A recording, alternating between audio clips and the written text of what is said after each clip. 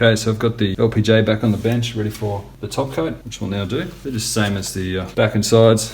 I'm just wetting my rag, working right across. Now, this top isn't grain filled, so it's going to definitely soak up a little more of the finish, so we'll need to really work it into the grain.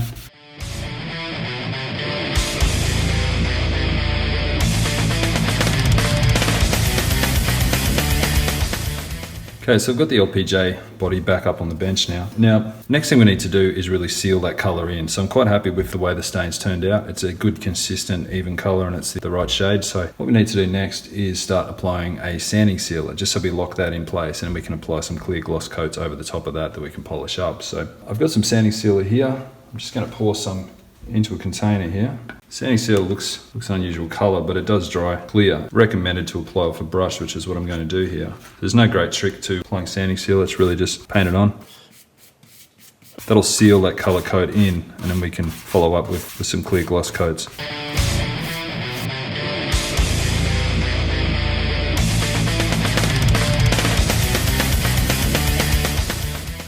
So I'll let that dry and then do the back and sides, but that's basically what you do. You apply it with a brush, try and get it on nice and evenly.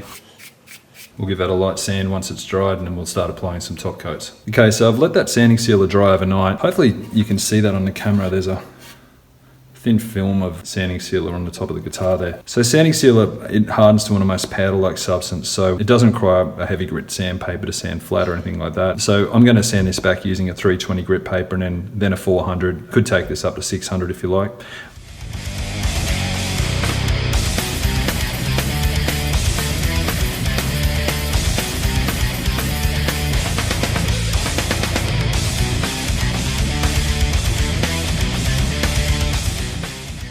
That's really all there is to it. So hold up the guitar and inspect. You can see it's taken on that powdery surface look. I can't see any shiny spots at this stage, so I think I'll be right to move on to the finer grit. But that's really the process. So just start with about a 320 grit, work your way up to 400. And as I said, you can take it to 600 if you like, but I've often found that's unnecessary. Okay, so we're outside again today. I'm going to be spraying some clear gloss coats on our LPJ guitar kit. So as you know, we've stained the body.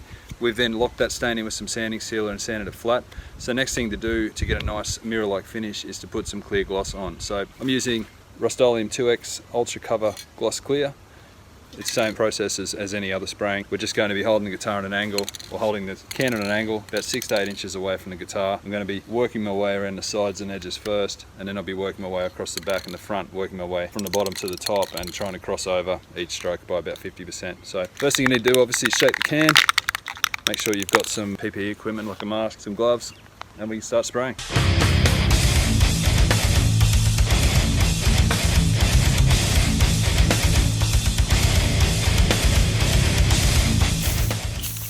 And that's all I'll be looking to do for a first coat. So I'll let that dry now for about 10 minutes and I'll follow it up with a second coat. Few moments later. Okay, so it's been about 10 minutes and I'm ready to do my second coat.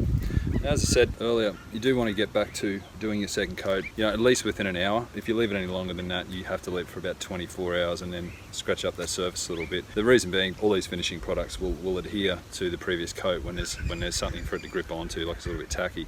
If it dries off, you're going to need to rough it up a little bit just so it's got something for the next layer to adhere to. So, as I said, it's been about 10 minutes. Shake the can up again. The other thing I've got, as per I use with colour coats, I've got some very hot water here and I'm just going to dip that nozzle in just for a start, just to stop any build-up around that nozzle. And I'm just going to clear the end. And from there, it's just the same as applying the first coat.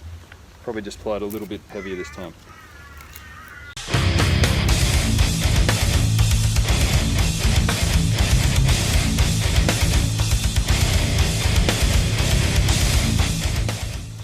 And that should do us for our second coat. So do the third coat, same as the second. I'll come back in about 10 to 15 minutes and follow up with a heavier third coat. But that'll be much the same as the process we've just done here. And I'd leave it at that for one day. So if you did want to get a thicker, glassy coat on top, you probably want to do more than 3 coats. But I wouldn't suggest doing more than 3 in one day because the bottom layer is probably not going to dry properly or you're going to run into problems when you're sanding. So I've just resprayed the LPJ headstock and it's gone on really well. So I've given it about 20 minutes. And what I'm going to do now while that paint is still tacky is follow up with a clear coat. I'll probably spray 4 to 5 coats of clear straight over the top and then I'll let it sit for 1 to 2 days or whatever the recommendations on the can say. I can't recall right off the top of my head. In any case, same process as usual. Make sure you're wearing a mask, with my can shaken up for about a minute, I'd say. I just hold the headstock on an angle again. Same process as before. You're just looking to get that wet line all the way to the top and just leave it. Now I'd wait about 5 to 10 minutes and I'll follow that up. Few moments later. I'm just holding this up now and we've got a really nice mirror-like finish on that, but as you can see, there's a couple of blemishes here and just here. So we're going to need to sand those out. Now what I'd normally recommend once you've got gloss on is to start at least 600 grit, and that generally means wet and dry sandpaper. So I like to wet sand headstocks at this stage. Now the problem is when you're applying water to a headstock like this, you've got these tuning peg holes, and if water sinks into those and hits the end grains of the timber, it's going to cause the wood to swell, and that's something we don't want. So normally when wet sanding, I would recommend leaving the sandpaper in a bowl of water overnight and having your 3 grades ready, so maybe 600, 1200 and even up to 2000. But in this instance, I'm going to be applying water directly to the sandpaper just to cut down on the moisture on the headstock. And I've also got a rag nearby that I'll be using just to wipe down the headstock fairly regularly. So I'll just start out as per normal sanding, trying to keep the sandpaper nice and flat. And what you'll see will happen is that reflective surface that we've got there will eventually become a matte surface once we've taken that shine off the top. So I'll just remove some of that moisture. As you can see, if I hold up the headstock now, we've got a matte area and a shiny area around here. Now the shiny area is basically the areas that the sandpaper hasn't affected yet. So that means our matte area is actually a little bit higher. So what we're trying to do is get everything to that matte-like finish now. So we've got everything nice and flat. So continue sanding. You might notice on your guitar you have trouble sanding right up to the nut. So you can see there's still a fair bit of shine just in that section right up to the nut there. What I'd recommend to address that is to use an eraser. So hopefully I've got one nearby. What you can do is wrap an eraser in your sandpaper like so, and it's still a hard enough surface, but there's a little bit of flex there, and you can generally get that right up into areas like that. I'll generally do a pretty good job for you, so something to keep in mind. Now I'll pause the video here and I'll come back once I've got that sanded flat. I'll show you the matte finish on the headstock. Okay, so I've just finished sanding most of that gloss off, and as you can see, we've got a matte finish now. So what I want to do next, I've gone through my grades of sandpaper. I just want to finish off with some 2000 grit sandpaper, just to remove scratch marks left over from the 1200. I'll just be doing the same as before, applying a little bit of moisture to the paper.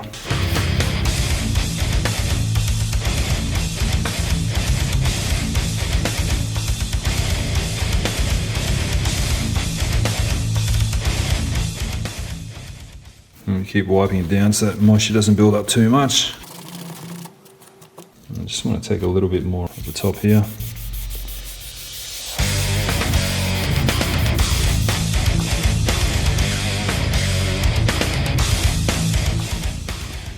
Okay, so if I look at the headstock now, you can see it's completely matte finish now. So next thing I want to do, just to remove the scratch marks left from the 2000 grit paper, is to give it a sand with some fine grade steel wool. This is just some fine grade steel wool. You can generally pick these up at your local hardware store. This is super fine grade.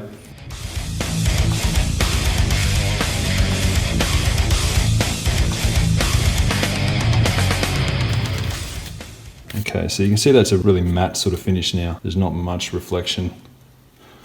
So next job, taking it's a basic car polish, so a cutting compound. I'm going to apply some of that to the headstock, really rub it in, really work it into the headstock itself. Now this is the same method you might use if you had a solid color body, so it'd just be on a larger scale, but basically the same process. And take a clean rag, I'm just going to wipe that off. As you can see, that's starting to increase the shine. And what normally happens is it takes about 3 applications to get this to a glossy look. You may prefer a semi-gloss like that. What I'm going to do is probably do a further 3 to 4 applications, and I'll bring the video back and show you the end result. Okay, so this is after about 3 applications of polish. As you can see, we've got that nice mirror-like reflective look. So I'll probably do 1 to 2 more applications of that, but that's basically the process to follow. Just remember when you're working with headstocks, just to keep the moisture down. You don't want the moisture to get down inside those tuning peg holes. Okay, so I've got our spalted maple LPJ guitar kit back up on the bench. It's had about 12 coats of clear gloss and about a week to dry. And from here, what we want to do next is start flat sanding that clear gloss. So if I hold the guitar up in the light, you see we've got a nice shiny, glossy appearance of the paint already, but you can also probably see that peel effect through the paint.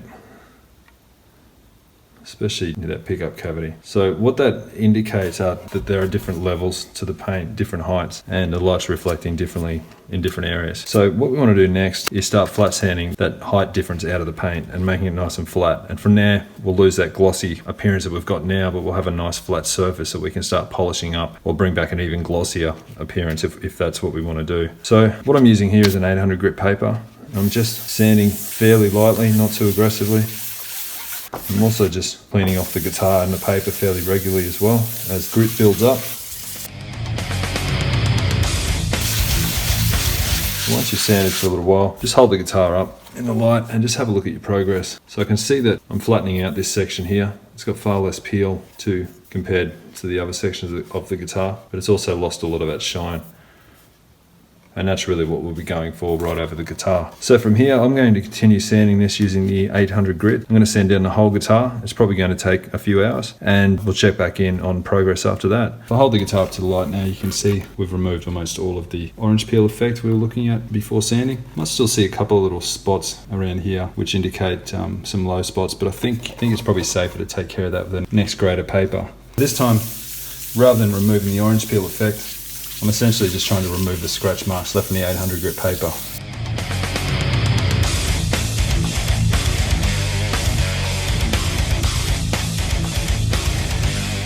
Once you've completed sanding with your 1200 grit, it's time to move on to a finer grit of paper again. So I'm using 1500 grit next. Now I've left this to soak overnight, so I'm going to wet sand from here. Now wet sanding, you don't need to do that specifically, and obviously anytime you're using water on a wooden product, you need to be a little bit careful. We don't want water getting down into the pickup cavity or into the holes for the bridge. Keep a rag on hand. Normally when you're wet sanding, you use a fair amount of water. So you need to just keep a rag on hand so that you're not allowing any water to get into the pre-drilled holes, which obviously having unsealed timber inside those holes could cause the timber to expand and you may have trouble installing your hardware.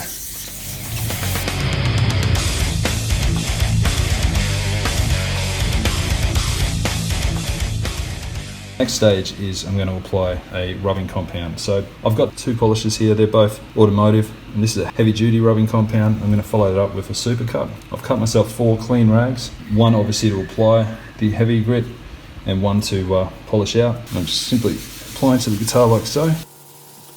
I'm working this pretty hard into the surface. I'm just going to work on half the guitar at a time just so you can see the difference.